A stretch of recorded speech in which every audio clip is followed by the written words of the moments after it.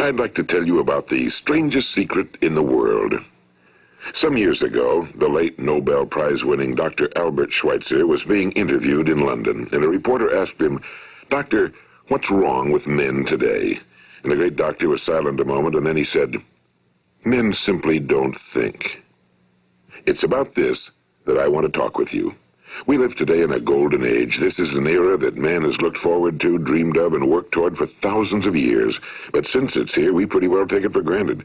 We in America are particularly fortunate to live in the richest land that ever existed on the face of the earth, a land of abundant opportunity for everyone.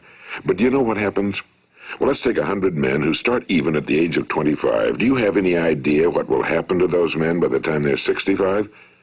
These 100 men who all start even at the age of 25 believe they're going to be successful. If you asked any one of these men if he wanted to be a success, he'd tell you he did. And you'd notice that he was eager toward life, that there was a certain sparkle to his eye, an erectness to his carriage, and life seemed like a pretty interesting adventure to him. But by the time they're 65, 1 will be rich. 4 will be financially independent. 5 will still be working. 54 will be broke. Now think a moment. Out of the 100, only 5 make the grade. Now why do so many fail? What has happened to the sparkle that was there when they were 25? What's become of the dreams, the hopes, the plans? And why is there such a large disparity between what these men intended to do and what they actually accomplished? When we say about 5% achieve success, we have to define success. And here's the best definition I've ever been able to find. Success is the progressive realization of a worthy ideal. If a man is working toward a predetermined goal and knows where he's going, that man is a success. If he's not doing that, he's a failure. Success is the progressive realization of a worthy ideal. Rollo May, the distinguished psychiatrist, wrote a wonderful book called Man's Search for Himself. And in this book he says, the opposite of courage in our society is not cowardice. It is conformity. And there you have the trouble today. It's conformity, people acting like everyone else without knowing why, without knowing where they're going. Now think of it. In America right now, there are over 18 million people 65 years of age and older. And most of them are broke. They're dependent on someone else for life's necessities. Now, we learn to read by the time we're 7. We learn to make a living by the time we're 25. Usually by that time, we're not only making a living, we're supporting a family. And yet by the time we're 65, we haven't learned how to become financially independent in the richest land that has ever been known. Why? We conform. And the trouble is that we're acting like the wrong percentage group, the 95 who don't succeed. Now, why do these people conform? Well, they really don't know. These people believe that their lives are shaped by circumstances, by things that happen to them, by exterior forces. They're outer-directed people. A survey was made one time that covered a lot of men, working men, and these men were asked, "Why do you work? Why do you get up in the morning?" 19 out of 20 had no idea. If you ask them, they'll say, well, everyone goes to work in the morning, and that's the reason they do it, because everyone else is doing it. Now let's get back to our definition of success. Who succeeds? The only person who succeeds is the person who is progressively realizing a worthy ideal. He's the person who says, I'm going to become this, and then begins to work toward that goal. I'll tell you who the successful people are. A success is the school teacher who's teaching school because that's what he or she wants to do. The success is the woman who's a wife and mother because she wanted to become a wife and mother and is doing a good job of it. The success is the man who runs the corner gas station because that was his dream. That's what he wanted to do. The success is the successful salesman who wants to become a top-notch salesman and grow and build with his organization.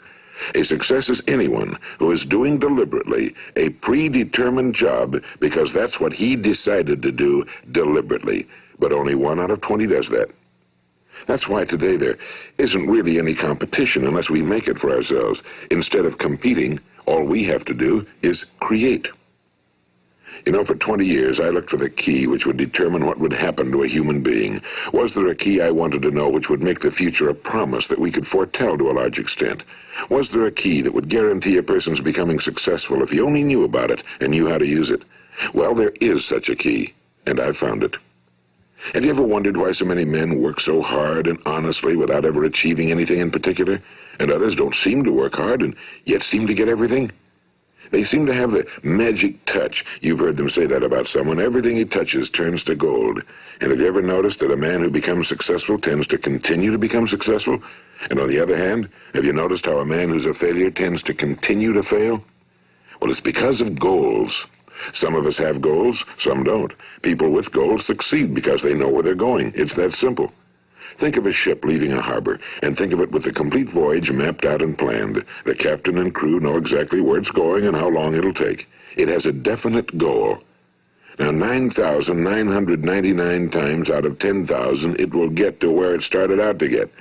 Now, let's take another ship, just like the first, only let's not put a crew on it or a captain at the helm. Let's give it no aiming point, no goal, no destination. We just start the engines and let it go. I think you'll agree with me that if it gets out of the harbor at all, it will either sink or wind up on some deserted beach, a derelict. It can't go anyplace because it has no destination and no guidance, and it's the same with a human being. Take the salesman, for example. There's no other person in the world today with the future of a good salesman. Selling is the world's highest paid profession, if we're good at it and if we know where we're going. Every company needs top-notch salesmen, and they reward those men. The sky's the limit for them. But how many can you find? Someone once said the human race is fixed, not to prevent the strong from winning, but to prevent the weak from losing.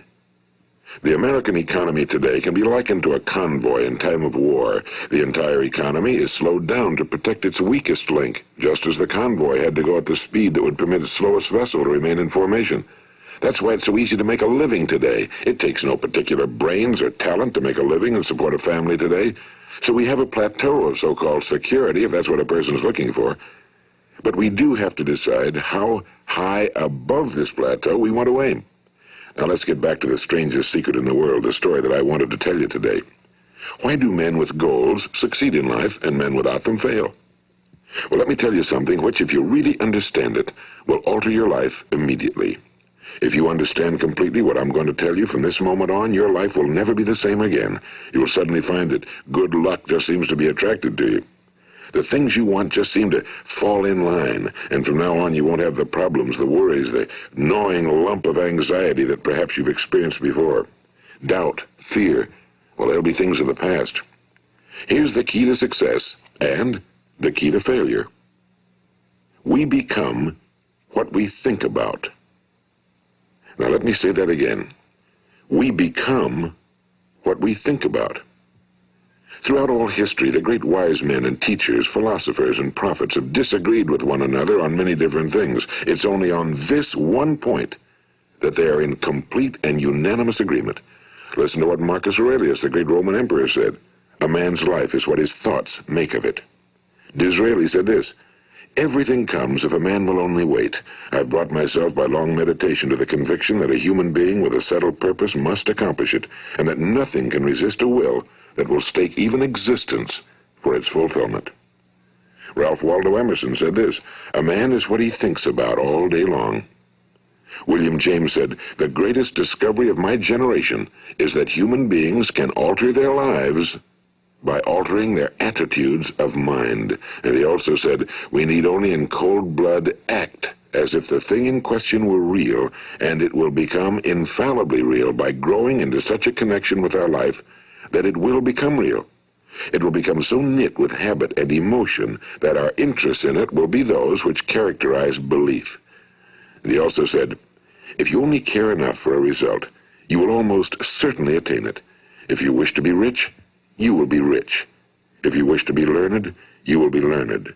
If you wish to be good, you will be good. Only you must then really wish these things, and wish them exclusively, and not wish at the same time 100 other incompatible things just as strongly. In the Bible, you read in Mark 9:23, if thou canst believe, all things are possible to him that believeth. My old friend Dr. Norman Vincent Peale put it this way: this is one of the greatest laws in the universe. Fervently do I wish I had discovered it as a very young man. It dawned upon me much later in life, and I found it to be one of the greatest, if not my greatest discovery outside of my relationship to God. The great law, briefly and simply stated, is that if you think in negative terms, you will get negative results. If you think in positive terms, you will achieve positive results. That is the simple fact, he went on to say, which is at the basis of an astonishing law of prosperity and success. In 3 words, believe and succeed. William Shakespeare put it this way: our doubts are traitors and make us lose the good we oft might win by fearing to attempt. George Bernard Shaw said, people are always blaming their circumstances for what they are. I don't believe in circumstances. The people who get on in this world are the people who get up and look for the circumstances they want, and if they can't find them, make them. Well, it's pretty apparent, isn't it? And every person who discovered this for a while believed that he was the first one to work it out. We become what we think about. Now, it stands to reason that a person who's thinking about a concrete and worthwhile goal is going to reach it, because that's what he's thinking about, and we become what we think about. Conversely, the man who has no goal, who doesn't know where he's going, and whose thoughts must therefore be thoughts of confusion and anxiety and fear and worry, becomes what he thinks about. His life becomes one of frustration and fear and anxiety and worry. And if he thinks about nothing, he becomes nothing. Now, how does it work? Why do we become what we think about? Well, I'll tell you how it works as far as we know. Now, to do this, I want to tell you about a situation that parallels the human mind. Suppose a farmer has some land, and it's good fertile land. Now, the land gives the farmer a choice. He may plant in that land whatever he chooses. The land doesn't care. It's up to the farmer to make the decision. Now, remember, we're comparing the human mind with the land because the mind, like the land, doesn't care what you plant in it. It will return what you plant, but it doesn't care what you plant. Now let's say that the farmer has 2 seeds in his hand. One is a seed of corn, the other is nightshade, a deadly poison. He digs 2 little holes in the earth and he plants both seeds, one corn, the other nightshade. He covers up the holes, waters, and takes care of the land, and what will happen?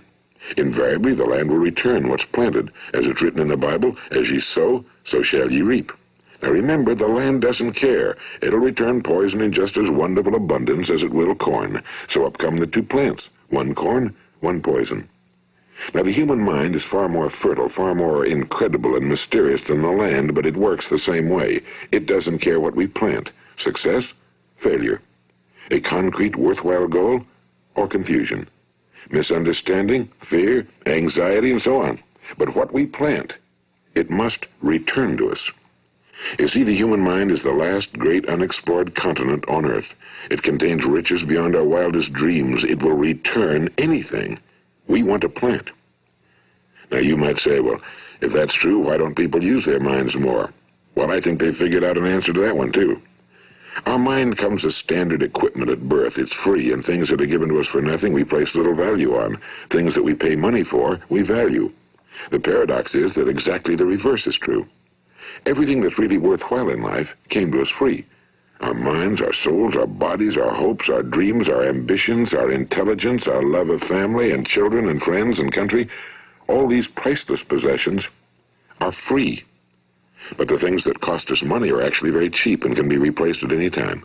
A good man can be completely wiped out and make another fortune. He can do that several times.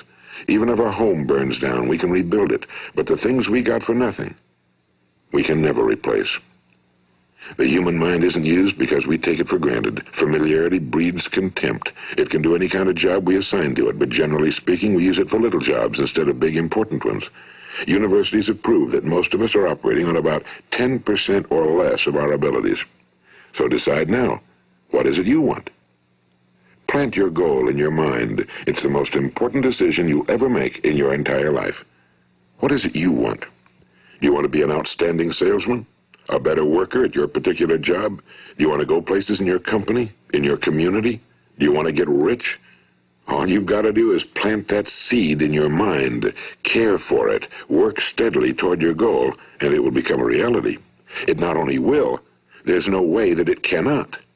You see, that's a law, like the laws of Sir Isaac Newton, the laws of gravity. If you get on top of a building and jump off, you'll always go down. You'll never go up. And it's the same with all the other laws of nature. They always work. They're inflexible. Think about your goal in a relaxed, positive way. Picture yourself in your mind's eye as having already achieved this goal. See yourself doing the things you will be doing when you've reached your goal. Ours has been called the phenobarbital age of ulcers and nervous breakdowns and tranquilizers. At a time when medical research has raised us to a new plateau of good health and longevity, far too many of us worry ourselves into an early grave trying to cope with things in our own little personal ways without learning a few great laws that will take care of everything for us. These things we bring on ourselves through our habitual way of thinking. Every one of us is the sum total of his own thoughts. He is where he is because that's exactly where he really wants to be, whether he'll admit that or not. Each of us must live off the fruit of his thoughts in the future, because what you think today and tomorrow, next month and next year, will mold your life and determine your future. You're guided by your mind. I remember one time I was driving through eastern Arizona, and I saw one of those giant earth-moving machines roaring along the road at about 35 miles an hour with what looked like 30 tons of dirt in it, a tremendous, incredible machine, and there was a little man perched way up on top with the wheel in his hands guiding it. And as I drove along, I was struck by the similarity of that machine to the human mind. Just suppose you're sitting at the controls of such a vast source of energy. Are you going to sit back and fold your arms and let it run itself into a ditch? Or are you going to keep both hands firmly on the wheel and control and direct this power to a specific, worthwhile purpose? It's up to you. You're in the driver's seat. You see, the very law that gives us success is a two-edged sword. We must control our thinking. The same rule that can lead a man to a life of success, wealth, happiness, and all the things he ever dreamed of for himself and his family. That very same law can lead him into the gutter. It's all in how he uses it, for good or for bad. This is the strangest secret in the world.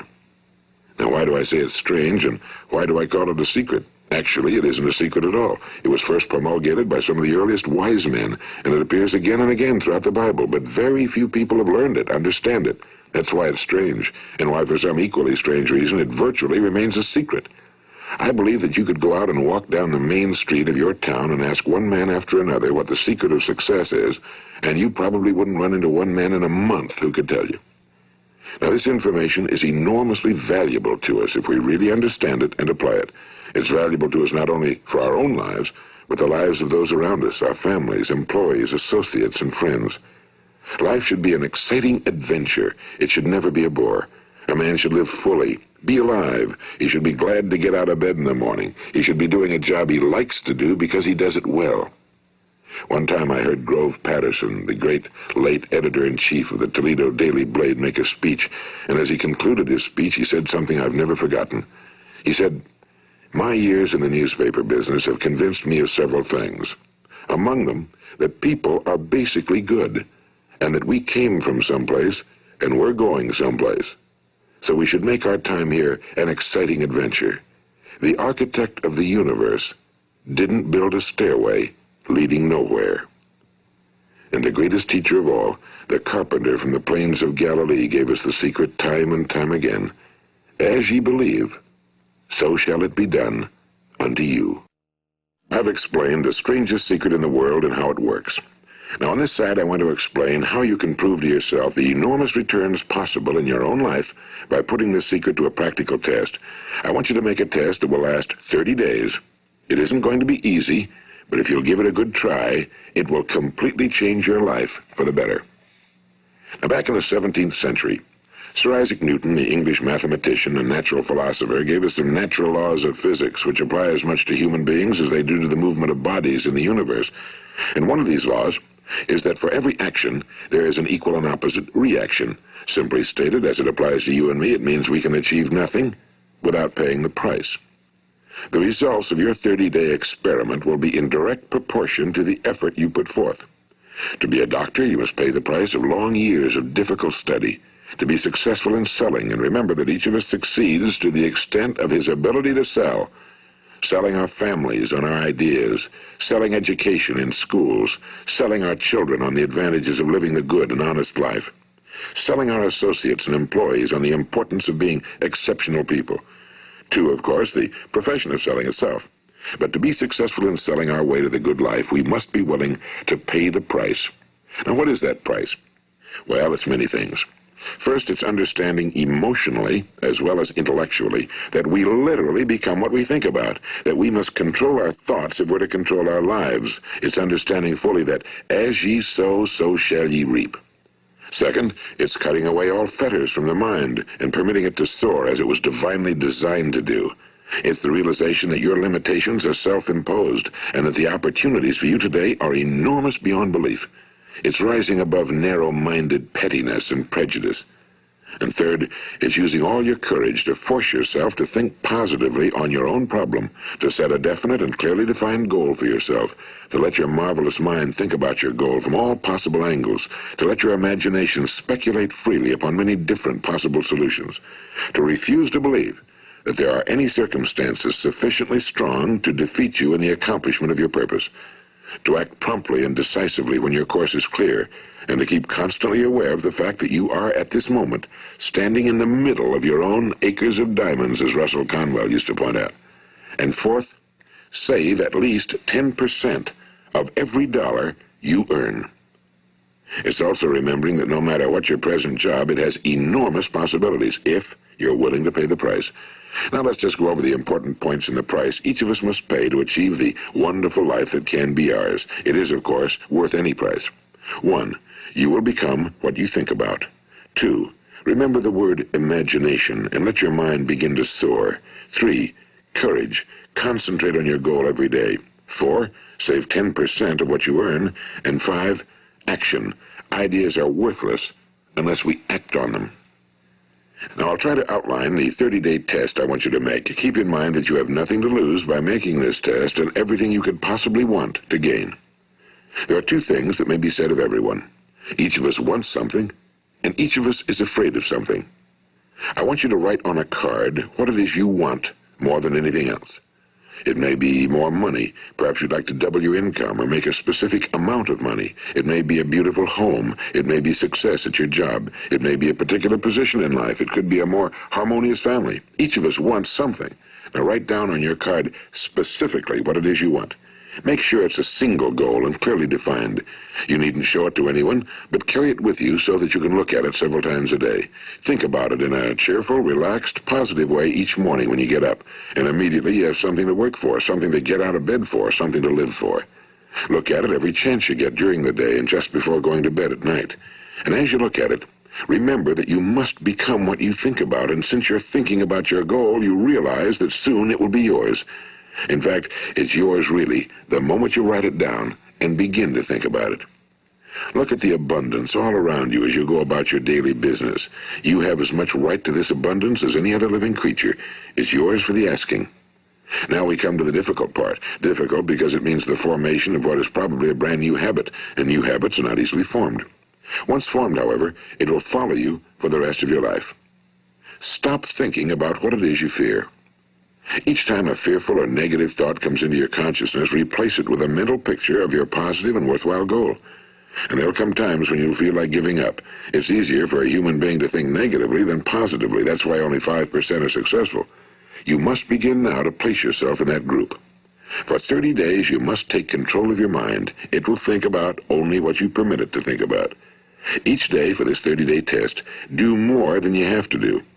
In addition to maintaining a cheerful, positive outlook, give of yourself more than you've ever done before. Do this knowing that your returns in life must be in direct proportion to what you give. The moment you decide on a goal to work toward, you're immediately a successful person. You are then in that rare and successful category of people who know where they're going. Out of every 100 people, you belong to the top 5. Don't concern yourself too much with how you're going to achieve your goal. Leave that completely to a power greater than yourself. All you have to do is know where you're going. The answers will come to you of their own accord and at the right time. Remember these words from the Sermon on the Mount, and remember them well. Keep them constantly before you this month of your test. Ask, and it shall be given you. Seek, and ye shall find. Knock, and it shall be opened unto you. For every one that asketh receiveth, and he that seeketh findeth, and to him that knocketh it shall be opened. It's as marvelous and as simple as that. In fact, it's so simple that in our seemingly complicated world, it's difficult for an adult to understand that all he needs is a purpose and faith. For 30 days, do your very best.